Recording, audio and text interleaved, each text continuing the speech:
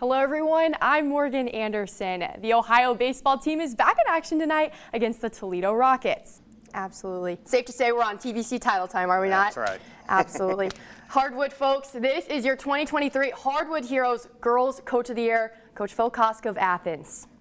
And although the Hornets got past this week against West Jeff, next week does not get any easier. They'll take on one of the scariest teams in Southeast Ohio, the #1 seed, Fort Fry.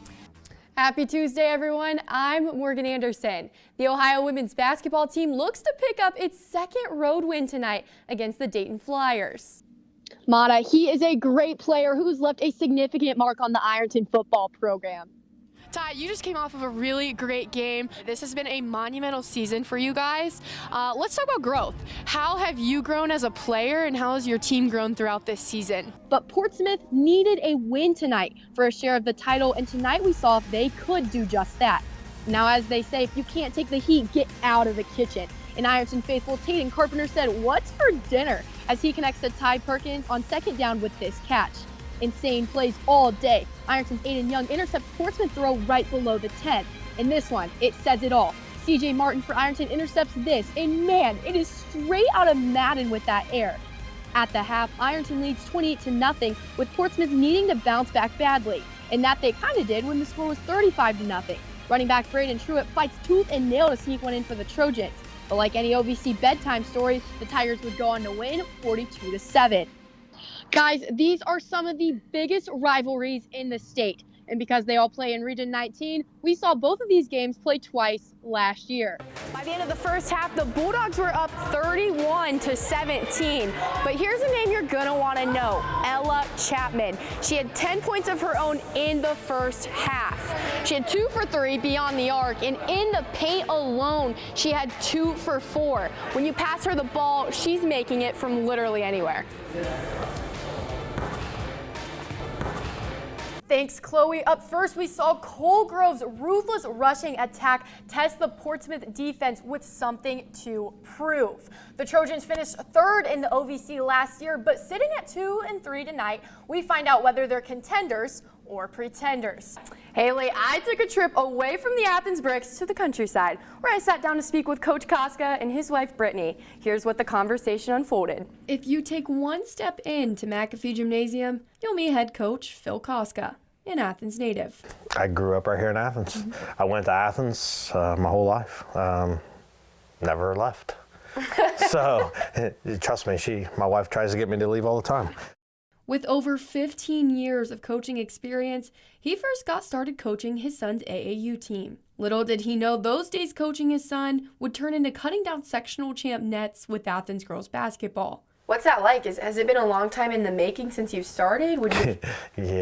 Yeah. My first year as the JV coach, I think we won 1 game. Wow. And it was a half a game. Oh. Oh my. And I can remember the game very well. We were in Jackson, and Kylie Heller hit a half-court shot with like 3 seconds on the clock, and we won, and you thought we just won like the championship tournament game. Koska started as the girls' JV coach and since has served as the head coach for the last 3 years. I have a daughter, and they kind of like become your own kids, and that's kind of how I treat a lot of them. So they're just an extension of family. His wife Brittany says it's sweet to watch. It's pretty sweet. I've always said that. I'm like, the way Philip talks and treats these girls on his team is just like he would talk and help our daughter. He tells his girls to enjoy what they have when they have it. I just want them to never be satisfied. I let them reflect then, at that moment, and enjoy this moment, because this might be the only time you get to do this in your life. Remember this, all right? Enjoy it. Let's go. Go. 2, 2, 3! 1, 2, 3, go! Do you feel like moments like that kind of put the bow on top for what you've done? For me, it doesn't mean anything to me. I like to see the kids light up, and they work so hard to get to that moment, and I want them to enjoy it. If there's anything you're proud of them for, what would it be and why? I guess sticking with it like not giving up on the girls when they weren't making, like when they weren't winning. Like there was times when season, like he said, won 2 or 3 games, you know, and that's challenging, especially in girls sports. And Philip never dwelled on it. He just kept going, and he's like, we're going to get better. We're going to do better. We're going to get there. And that's what he did. Absolutely, Bryce. This game was just being played for a greater cause. Game much bigger than basketball. November 5th was just another day for Marietta sophomore Ashton Harris until it wasn't. He was in basketball tryouts and kind of getting started with the season over here at Marietta, and he just had some issues keeping up on the normal routine drills. He got checked out. They thought there was a possibility he could have some type of cancer, so he was life flighted to Akron Children's. Ashton was diagnosed with myeloid sarcoma, a rare form of acute myelocytic leukemia, or AML. But the 16-year-old student athlete is determined. Right now, Ashton is currently undergoing treatment in Cincinnati, but his support extends all across Southeast Ohio. After transferring to Marietta High School from Athens last spring, when the two teams met Tuesday night, they shared a teammate. Regardless if you were a Bulldog or Tiger, you were playing for Ash. Always remember, you have 2 whole communities fighting with you. We hope you can find a special place to hang this jersey. And always remember, your Bulldog family loves you and fights with you. Darcy Middleton, a Marietta parent, knew the rivalry game against Athens was a chance to do something more. But the turnout was what she never expected. We were like, hey, you know, let's do something maybe when Athens comes and plays. It was supposed to be something really small. T-shirt sale, maybe raffle ticket here. And it turned into this huge thing. I mean, I've never seen this many people in our gym, but it's tumbling. The tribute night between the two schools raised $20,000 to donate to Ashton's family. Oh my gosh, it's overwhelming, and I'm so proud of our communities, like unbelievably proud.